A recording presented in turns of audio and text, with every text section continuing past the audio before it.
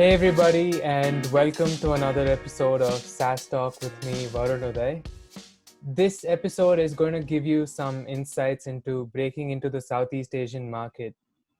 Why Southeast Asia? Well, not too long ago, the first thing that came to your mind when someone mentioned Southeast Asia was a picture of you sunbathing on a quiet sandy beach or trekking somewhere in Vietnam.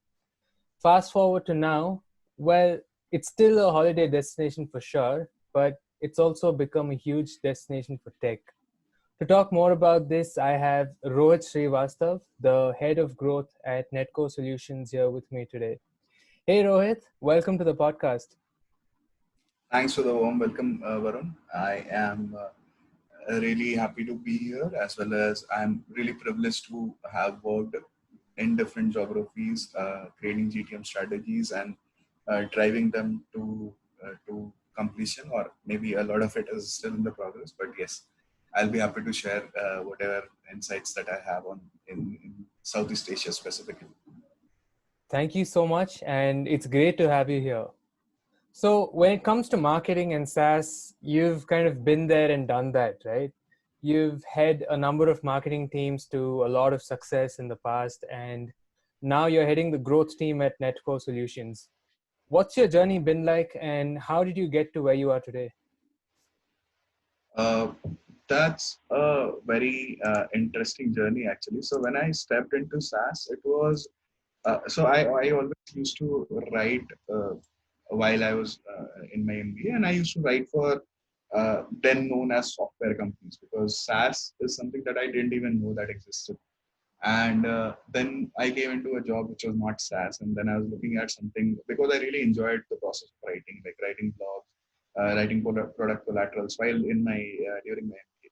And I was figuring out similar companies who do similar things in the market, and then I figured out 2 3 companies where I wanted to work with. I finally ended up working at WebEngage, where I realized what SaaS is and what a product based SaaS company, and that whole wave was starting in India. Now almost every city has a SaaS company there, and like there are a lot of startups, either seed stage, Series A. Some have made really big name in the industry, and that's when it started. Then I shifted to a company called CleverTap, which is a well-known brand in the SaaS industry in India and across the globe as well.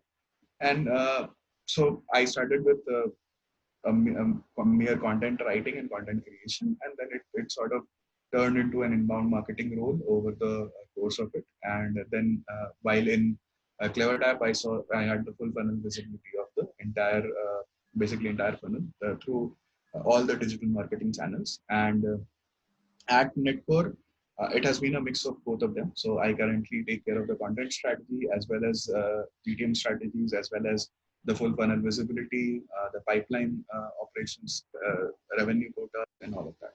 So yes, it has been. I have evolved as SaaS marketing has evolved specifically in India, and for companies from India catering to the world. And during this course, I once took care of the GTM for US, and for a considerable duration, I took care of the GTM for Southeast Asia for a couple of companies that I've worked for, and currently at Netcore as well. So India, Southeast Asia, US, different geographies, basically. Yeah, I'm sure that must have been an amazing journey, and I'd actually love to see my profile look like yours someday. So, yeah, looking I forward to hope that. for a better profile for you, honestly, because things are much more structured now. So you can actually pick and choose. We were the early kids of SaaS who basically knew nothing when it started. So we figured out on our way, and I think it's a better time to get into SaaS because a lot of things are structured. You can actually match your skills to the things that you want to do, and of course, like. You get a much more expedited learning in chaos, but order is something that is always something that helps in growth as well. Yeah, sure. Thank you for that. Okay, so let's jump into Southeast Asia, right? Well, even at the start of this decade, you could rarely hear people talking about Southeast Asia in the tech circles, right? But now you see billions of dollars being invested there. How did this shift happen? Okay, the short answer to that is yes, the geography as a whole has evolved a lot. And I think a lot of SaaS, why it happens is, or the across the market that SaaS caters usually also is a function of the infrastructure in terms of internet, in terms of technology, in terms of mobility, uh, how all of that enablement has happened across the geographies, and that is a good reflection of how the market has matured. So Singapore was always a different market, but for all other markets in the Southeast Asia geography, things have evolved pretty well in terms of economy, in terms of technological infrastructure, and hence the demand for different software products akin SaaS has also grown over the years. And like specifically for the niche that I work for is marketing technology. We cater to some of the biggest brands in Southeast Asia. So all of these biggest brands are either e-commerce or a fintech giant or maybe online first businesses. So that is a reflection of how much the market has matured over the years.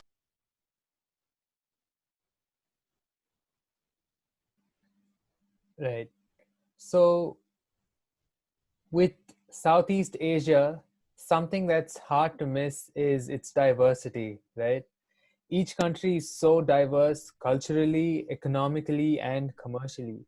So, how do you ensure scalable growth in this region with all of these challenges?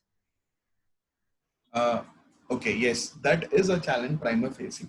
And what happens is, I think the one of the playbooks that have, or one of the plays that has worked in our favor is we have always had a mix of local representation, uh, I mean, on ground representation, as well as so we have people from India and from our head office visiting, as well as managing a few operations there, as well as we have had a core members of the team from that geography to understand how locally all of it operates. And so that is from an org structure.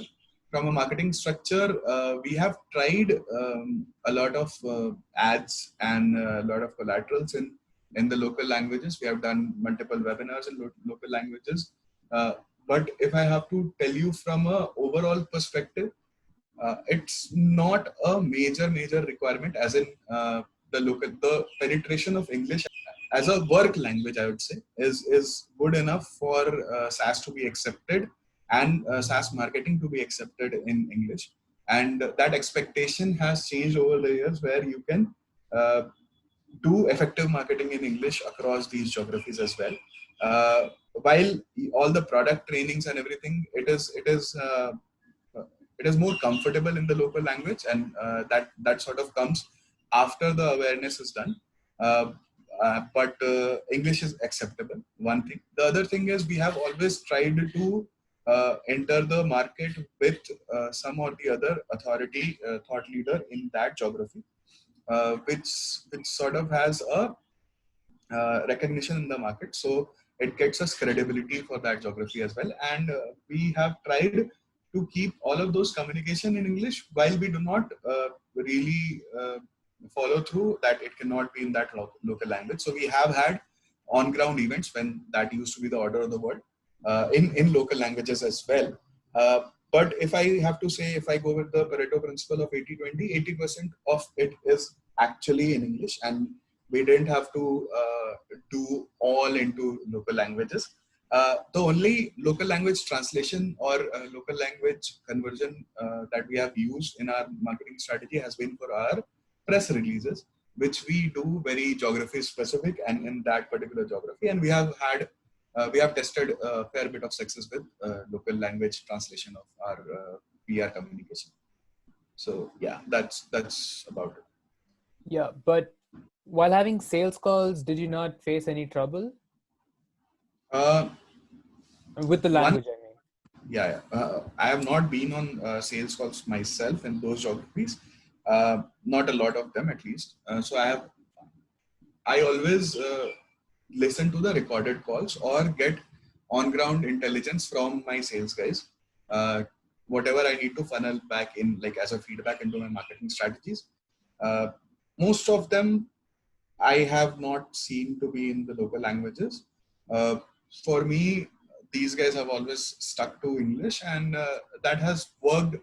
Like that has not been a blocker in the whole sales cycle. Uh, and since I said that our on ground, like our pre-sales guys or our customer success guys, would be a mix of local talent as well. So all of that roadblock in operational issues as such are sort of ironed out by uh, the local talents that we have there. So that's not also a problem. Okay, great. So let me just backtrack to something that you spoke about a while back about Singapore being a different market. Yeah, And Singapore is also considered as the gateway into Southeast Asia, right? So yeah. how imperative is it to crack the Singapore market first? Again, with the Singapore market and Southeast Asia, as you said, the gateway into Southeast Asia, uh, it has been counterintuitive for me, and I'll tell you why. Singapore as a gateway to Southeast Asia is deemed as or termed by the companies in the western part of the world because they understand Singapore a lot more than all of these countries, and uh, the market, the purchasing power at least is much bigger in Singapore. Hence, they understand that if they enter Singapore and from there they can land and expand in all of these geographies. My on-ground learning has been Southeast Asia minus Singapore is or can be influenced by having a great brand in India and then using that leverage to influence the businesses in or influence your clients in Southeast Asia minus Singapore. Uh, so maybe if I have to give you an example, if I serve one of the largest food tech brands in India, I can actually name that brand in Southeast Asia and it would be recognizable. Uh, or if I quote a bank's name, or if I quote a fintech guy's name in India, and so that is acceptable and recognizable in the rest of Southeast Asia. Sadly, that does not work in Singapore. For Singapore, you need to be there, you need to be present, you need to run awareness campaigns and take brands from Southeast Asia uh, to uh, to basically have that leverage in Singapore. And our strategy has been bottom up. So when I say bottom up, we expanded into Thailand, Malaysia, Indonesia, Vietnam, all of these smaller geographies first, and then we built towards Singapore. And it has worked pretty beautifully because we did not over invest in Singapore. We built our foundation very strong. And now, since in the past 6-8 months we have entered Singapore, it has been a very easy ride for us. Uh, Singapore as a market, the insight has been that it it takes you for the merit of the product, and it is also the market is brave enough to try out newer products if the benefit that you give is strong enough. And it's a more matured market than the rest of Southeast Asian countries because of maybe the influence of the West or the awareness of the products that is at a higher level as compared to the other Southeast Asian countries. Right.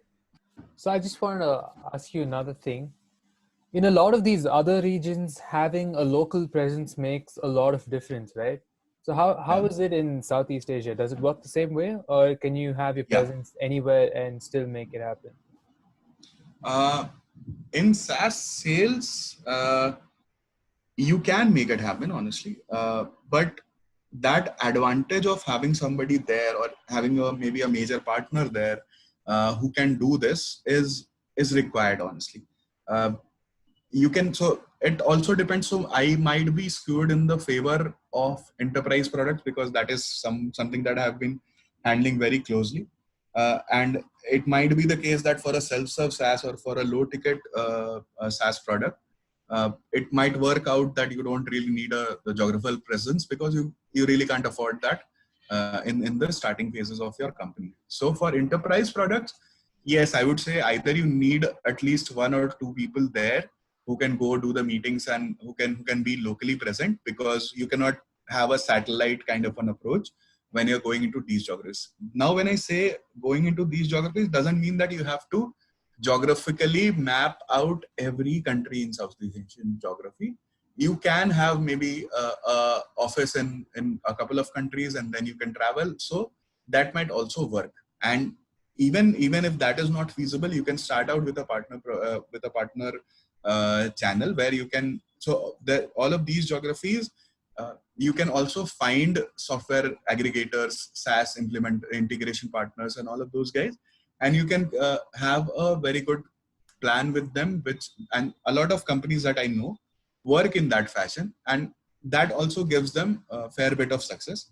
I haven't really driven that plan, hence I cannot give you the intricacies of it, but as a strategy, I know that it works. Amazing. Great. Okay. So, last question to wrap this up, Rohit. If you had a checklist for startups trying to enter into the Southeast Asian market, what would it be? Uh, okay. I don't have a clear checklist for all kinds of businesses because obviously they would have different requirements. But I'll say that you need to focus on. So, do you want to go ground up, or do you want to come top down? So basically, from Singapore to all other geographies, or from building your base in all of these like Thailand, Malaysia, and Indonesia, and all of these countries, and then building up to Singapore. Both of them work. And a lot of, so if you have a well-known brand in India and you have some very good customers, I would rather say that build it up from the smaller geographies, find partners, and so basically land, conquer, and expand to another country, and then move on to Singapore market, because Singapore market has a much higher purchasing power. There is no checklist as such in terms of like these 5 things. If you do, you will be successful for sure, because the strategies that I have implemented has a lot of local feedback coming in. So if I have to give you one thing that you need to keep in mind is, talk to either, if you go through the partner channel, talk to your partners maybe every week or every 15 days, or if you have a geographical representation there, talk to that person every week at least, to get that feedback back into a channel, because that market, in that market, a lot of my assumptions have come out to be counterintuitive, have come out to be wrong. So generalistic assumptions that you read in research reports and you have of that geography, that market is changing rapidly, and you need to accommodate those changes in your marketing strategies, at least in the inbound ones, in the PPC, or in your brand creation awareness activities. All of that needs to be factored in. As far as localization go, maybe not at the awareness stage, because business has become English, and the geography will be accepting of it. But if you need a strong like if your product needs a strong implementation, has a long sales cycle, has a very deep product integration or something like that, it's good to invest either in a very strongly knit partner network, or have to have a good geographical presence as well. Great. Awesome. Uh, that was very sharp and to the point, Rohit. I enjoyed talking to you, and I'm sure people listening can take a lot away from this conversation as well. Thank you so much for your time, and I wish you all the best. Thanks so much, Varun. It is such a pleasure to be here and share whatever little value that I can. And I am just I just expect that people whoever spend the time on this episode can get the value out of it. And of course, you can like any of you who's listening, and even all of you can reach back to me on LinkedIn. I'm pretty active there, or Twitter. You can find me there as well, and I'll be happy to answer any follow-ups or anything regarding this. And yes, it has been it has been a great pleasure being with you. Thank you so much. Take care of yourself, Rohit.